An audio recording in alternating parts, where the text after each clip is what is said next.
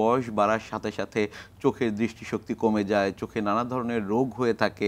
অনেকে এটিকে একেবারে স্বাভাবিকও মনে করে যে বয়স বাড়ছে তার মানে চোখে রোগ হয়েই যাবে। বিষয়টি কি এমন কিনা এবং বয়সের সাথে আসলে চোখের রেটিনার কি কি রোগ হয়ে থাকে?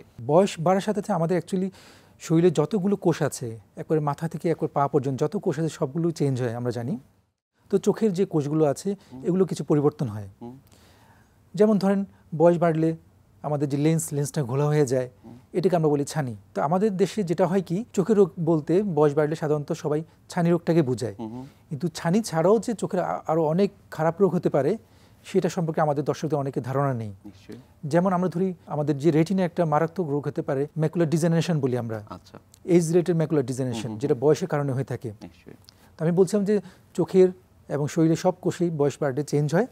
তো ম্যাকুলাতে আমাদের কিছু বয়সের কারণে কিছু চেঞ্জ হয়। তো এখানে দেখা যায় যে এই ম্যাকুলাতে চেঞ্জের কারণে ম্যাকুলার যে স্ট্রাকচার থাকে যে স্ট্রাকচার ডিফেক্ট হয়, ওখানে নতুন রক্তনালী তৈরি হতে পারে। এই রক্তনালী আস্তে আস্তে বেড়ে গিয়ে ওখানে রক্তক্ষরণ করতে পারে। এক সময় ওখানে আমাদের এই রক্তক্ষরণের কারণে আমাদের দৃষ্টিশক্তি কমে যেতে পারে এবং এটা খুবই খারাপ রোগ। এটা অনেক সময় আপনাকে মানুষকে ব্লাইন্ড করে দেয়, অন্ধত্বের দিকে নিয়ে যায়। এই যে আমরা বয়স বৃদ্ধির কথা বলছি বা বয়স বাড়ার সাথে সাথে চোখের রেটিনার সমস্যার কথা বলছি, কোন বয়সের পরে সাধারণত এই সমস্যাগুলো দেখা দেয়? আমরা যেটা বলে থাকি এটা একটু লেট ইজি হয়, বয়স বাড়ার সাথে যেগুলো হয় আফটার 50-এর পরেই এই রোগগুলো সাধারণত দেখা দেয়। কারো কারো ক্ষেত্রে একটু আগে হতে পারে, কিছু কিছু রোগের কারণে, শরীরের অন্যান্য রোগের কারণে কিছু চোখ এফেক্টেড হয়। আবার যদি আমাদের খাবার দাবারের নিউট্রিয়েন্টস ভিটামিন যদি কম থাকে তাদের ক্ষেত্রে এই রোগগুলো আগে দেখা দিতে পারে। নিশ্চয়ই। আমরা অনেককেই বলতে শুনি যে তারা বলছেন যে যখন তাকাচ্ছেন চোখের সামনে মাছির মতো দেখছেন, অনেকে বলছেন যে চোখের সামনে যখন তার পোকার মতো পড়ছে। এই জিনিসগুলো আসলে কি হচ্ছে?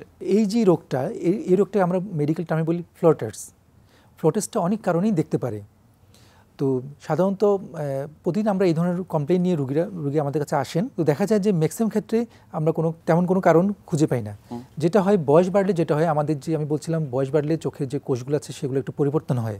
তার মধ্যে আমি যে বলছিলাম যে চোখের মধ্যে যে একটা ক্যাভিটি আছে, বড় ক্যাভিটি, ওখানে ভিট্রিয়াস থাকছে, জেলি লাইক সাবস্টেন্স যেটা আমরা বলি, এই জেলিটার কিছু পরিবর্তন হয়। এটা কিন্তু স্বচ্ছ পানির মতো। এই পরিবর্তন করার কারণে যেটা হয় অনেক সময় আপনি যদি একটু খেয়াল করেন একটা স্বচ্ছ গ্লাসে একটা পানির মধ্যে যে একটা ময়লা ঘুরে সেটা কিন্তু আমরা দেখতে পাই।